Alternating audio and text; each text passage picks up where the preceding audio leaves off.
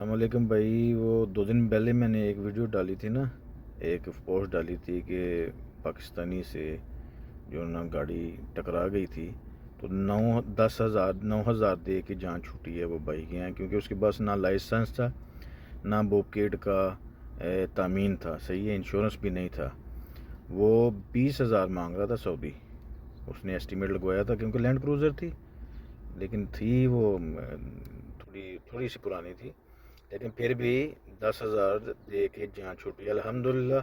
لیکن یہ ایک تنبیہ بھی ہے ان لوگوں کے لیے جو روڈوں پہ کام کرتے ہیں، اور دوسرا یہ ہے ان لوگوں کے لیے اپریسیشن بھی ہے۔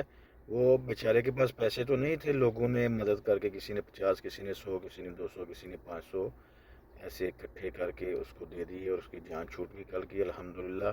مرور نے اچھا تعاون کیا اس کے ساتھ، کیونکہ وہ 20,000 21,000 سے نیچے نہیں آ رہا تھا، تو الحمدللہ۔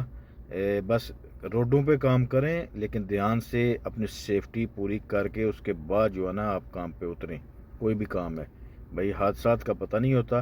اگر آپ کی ہر چیز پوری ہے پھر آپ کے اوپر مشکل نہیں آئے گی۔